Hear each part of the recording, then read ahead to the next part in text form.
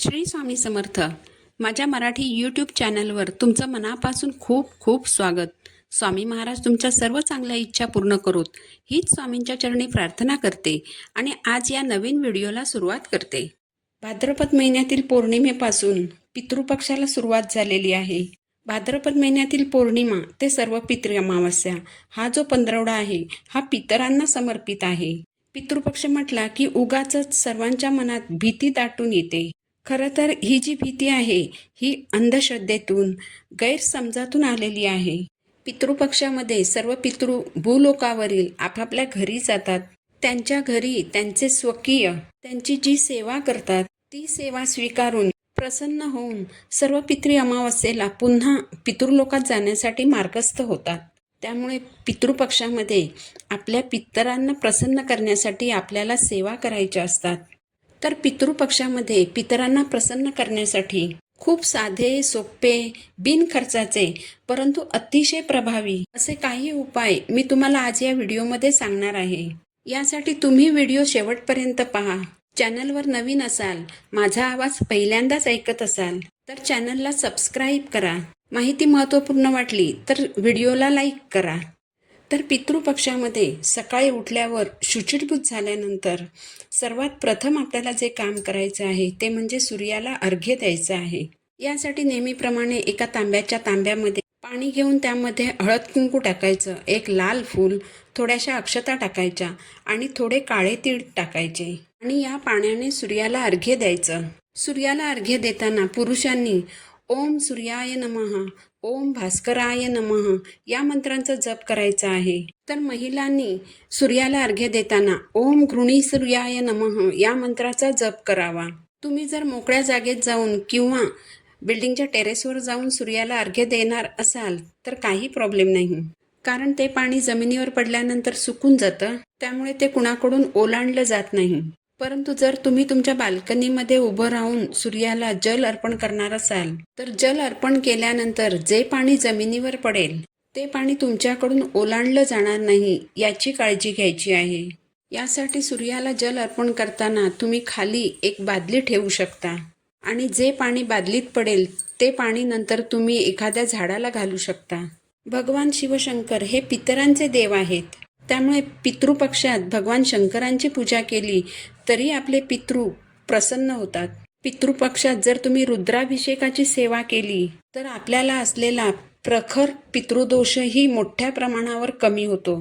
जर तुम्हाला रुद्राभिषेक करणं शक्य नसेल तर या पितृपक्षामध्ये तुम्हाला जितके दिवस जमेल तितके जास्तीत जास्त दिवस शिवलिंगावर पाण्याचा अभिषेक करा. अभिषेक करत असताना ओम नमः शिवाय या मंत्राचा 11 किंवा 21 वेळा जप करा.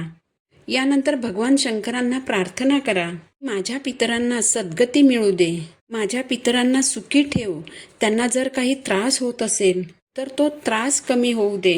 यामुळे देखील आपला पितृदोष बऱ्याच प्रमाणावर कमी होतो. भगवान शिवशंकर हे पितरांचे देव असल्याने आपले पितृगण हे शिवलिंगापाशी बसलेले असतात.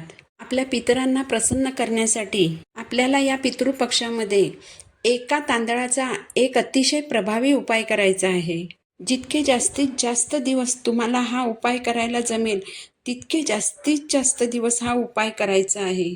यासाठी एक स्वच्छ सफेद अखंड तांदळाचा एक दाणा आपल्याला घ्यायचा आहे.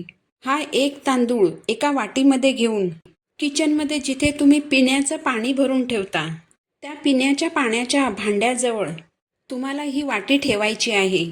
रात्रभर ही वाटी पिण्याच्या भांड्याजवळ राहू द्यायची. तांदळाचा हा एक दाणा वाटीत ठेवत असताना तुम्हाला पितृदेवो नमः या मंत्राचा जप करायचा आहे. तांदळाचा हा एक दाणा अन्नाचं प्रतीक समजला जातो. दुसऱ्या दिवशी सकाळी उठून शुचिर्भूत होऊन देवपूजा करावी. शिवलिंगावर पाण्याने पंचामृताने अभिषेक करावा. अभिषेकानंतर शिवलिंग स्वच्छ कपड्याने कोरडं करून त्यावर भस्म अर्पण करावं, चंदन अर्पण करावं, पांढरी फुलं अर्पण करावीत, बेलपत्र असतील तर ती अर्पण करावीत आणि त्यानंतर तांदळाचा एक दाणा जो आपण वाटीत ठेवलेला आहे तो एक दाणा शिवलिंगावर अर्पण करावा. हा तांदळाचा दाणा शिवलिंगावर अर्पण करत असताना आपल्याला एक विशिष्ट मंत्र म्हणायचा आहे. हा मंत्र आहे स्वधा. हा मंत्र आपल्याला 5 वेळा म्हणायचा आहे. म्हणजे स्वधा स्वधा स्वधा स्वधा स्वधा असं आपल्याला 5 वेळा म्हणायचं आहे. आणि हा एक तांदळाचा दाणा शिवलिंगावर अर्पण करायचा आहे. यामुळे आपले पितृ संतुष्ट होतात आणि आपल्याला भरभरून आशीर्वाद देतात. या पितृपक्षामध्ये आपल्याला आणखीन एक जो उपाय करायचा आहे, रोज रात्री किचनमध्ये एक दिवा प्रज्वलित करून ठेवायचा आहे. आपण घरामध्ये पिण्याचं पाणी भरून ठेवतो. तुम्ही जर हंड्यामध्ये पाणी ठेवत असाल किंवा मातीच्या माठामध्ये जर तुम्ही पाणी ठेवत असाल, तर त्या माठाजवळ एक दिवा प्रज्वलित करून ठेवायचा आहे. धार्मिक मान्यतेनुसार पितृलोकामध्ये अन्नपाण्याची कमी असते. पितृपक्षामध्ये जेव्हा सर्व पित्र आपापल्या घरी जातात, तेव्हा त्यांना प्रसन्न करण्यासाठी आपल्याला किचनमध्ये पिण्याच्या पाण्याच्या भांड्याजवळ एक पणती प्रज्वलित करून ठेवायची आहे. दिवा प्रज्वलित करत असताना पितृदेवो भव या मंत्राचा जप करायचा आहे. याचा अर्थ असा की आमचे पितृ आम्हाला देवासमान आहेत. तुम्हाला जितकं शक्य होईल तितके जास्तीत जास्त दिवस या पितृपक्षामध्ये असा एक दिवा नक्की प्रज्वलित करा. हा दिवा म्हणजे आपण आपल्या पितरांना पिण्याच्या पाण्याकडे जाण्यासाठी मार्ग दाखवतो. तसेच पितृपक्ष संपेपर्यंत ओम पितृदेवताय नमः या मंत्राचा रोज 1 माळ जप करा. हे छोटे छोटे आणि साधे सोपे उपाय केल्याने आपले पितृ संतुष्ट होतात, प्रसन्न होतात. आपल्याला त्यांचा भरभरून आशीर्वाद प्राप्त होतो. आपण रोज जेव्हा देवांची पूजा करतो तेव्हा आपल्यासाठी, घरासाठी, मुलांसाठी, आपल्या संसारासाठी काही ना काही देवाकडे मागणी करत असतो. पण आपण जी पितरांची सेवा करतो त्यांच्याकडून काही मागण्यासाठी नाही करत, तर आपले पितर आनंदी राहावेत, सुखी राहावेत यासाठी करत असतो. ही माहिती जर तुम्हाला उपयुक्त वाटली तर चॅनलला सबस्क्राईब जरूर करा. पुन्हा भेटू नवीन व्हिडिओसोबत.